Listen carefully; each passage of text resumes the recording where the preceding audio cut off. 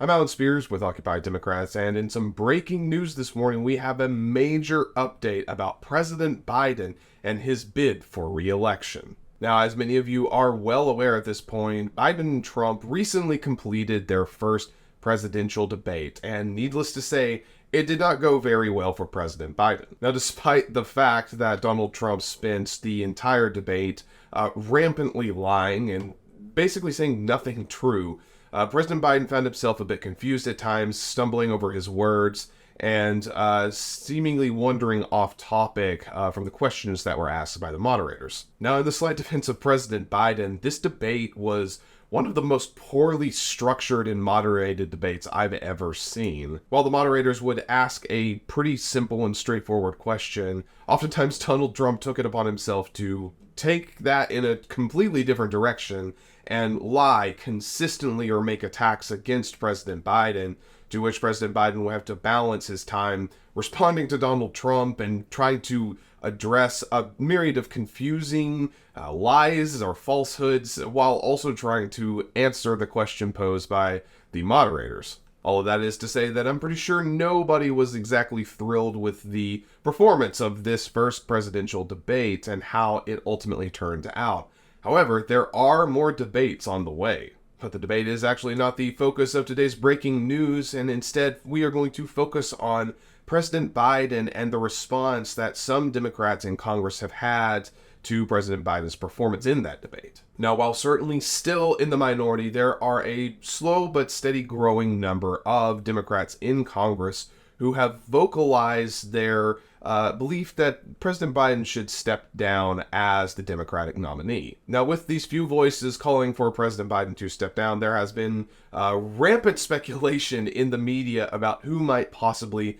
replace President Biden as the Democratic nominee, but the obvious choice would be Vice President Kamala Harris. She is hardly the only name that is being tossed around, though, as I myself have seen people such as Pete Buttigieg or even Bernie Sanders once again throwing his hat into the ring, but that is all a massive amount of speculation that the media seems to be really drumming up as of late, and President Biden has noticed that this has gotten a little out of control. With all these questions and speculations surrounding the Democratic nominee and the presidency, that actually brings us into our breaking story, as President Biden has given a resounding answer. In a letter to congressional Democrats earlier this morning, President Biden made it loud and clear that he is not stepping down as the Democratic nominee. Looking at some of the highlights here from this letter. Fellow Democrats, now that you have returned from the July 4th recess, I want you to know that despite all the speculation in the press and elsewhere, I am firmly committed to staying in this race, to running this race to the end, and to beating Donald Trump. I can respond to all this by saying clearly and unequivocally, I wouldn't be running again if I did not absolutely believe I was the best person to beat Donald Trump in 2024. We had a Democratic nomination process, and the voters have spoken clearly and decisively. I received over 14 million votes, 87% of the votes cast across the entire nominating process. I have nearly 3,900 delegates, making me the presumptive nominee of the party by a wide margin. This was a process open to anyone who wanted to run. Only 3 people chose to challenge me. One fared so badly that he left the primaries to run as an independent. Another attacked me for being too old and was soundly defeated. The voters of the Democratic Party have voted. They have chosen me to be the nominee of the party. Do we now just say this process didn't matter? That the voters don't have a say? I decline to do that. I feel a deep obligation to the faith and the trust the voters of the Democratic Party have placed in me to run this year. It was their decision to make, not the press, not the pundits, not the big donors, not any selected group of individuals, no matter how well intentioned. The voters, and the voters alone, decide the nominee of the Democratic Party. How can we stand for democracy in our nation if we ignore it in our own party? I cannot do that. I will not do that. We are protecting the freedoms of Americans. Trump and the MAGA Republicans are taking them away. They have already, for the first time in history, taken away a fundamental freedom from the American people by overturning Roe v. Wade. They have decided politicians should make the most personal of decisions that should be made by women and their doctors and those closest to them. They have already said that they won't stop there, and they are going after everything from contraception to IVF to the right to marry who you love. And they have made it clear that they will ban abortion nationwide. We will let none of that happen. I have made it clear that if Kamala and I are reelected and the nation elects a Democratic House and Senate, we will make Roe v. Wade the law of the land again. We are the ones who will bring real Supreme Court reform. Donald Trump and his majority want more of the same from the court, and the chance to add to the right-wing majority they built by subverting the norms and principles of the nomination and confirmation process. The question of how to move forward has been well aired for over a week now, and it's time for it to end. We have one job, and that is to beat Donald Trump. We have 42 days to the Democratic Convention and 119 days to the general election. Any weakening of resolve or lack of clarity about the task ahead only helps Trump and hurts us. It is time to come together, move forward as a unified party, and defeat Donald Trump.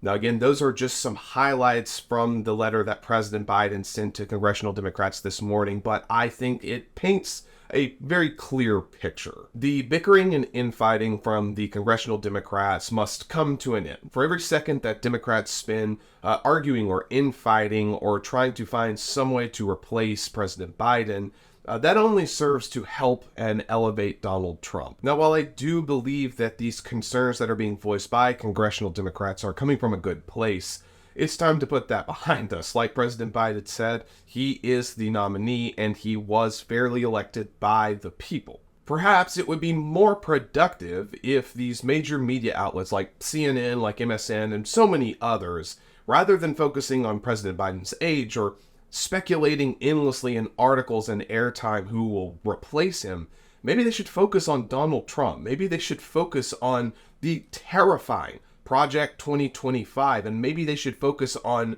how they are not going to stop at simply overturning Roe v. Wade. Because make no mistake, whatever your concerns are with President Biden, whether it's with regards to his age or whether he has the energy for a second term, those concerns pale in comparison to what Donald Trump and the Republicans have in store for this country if they see the White House once again. It is not hyperbole to say that your life could very well be on the line in this election. Republicans already essentially want to make Trump a king or a authoritarian or whatever, and they have already started calling for the deaths of people on the left. Do you think they don't mean that? Do you think that they're going to turn around and be our friends? Of course not, because these people are so full of hatred and bile that they are nothing more than the American version of Nazis in Germany. And often that gets used hyperbolically, where it's used to exaggerate and say how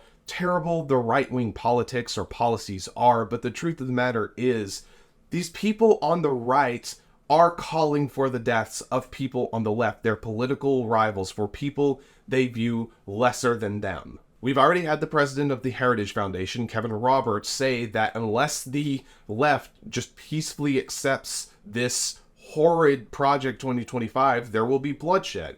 We've already had a nominee for the governor in North Carolina, I believe, calling for the death of liberals.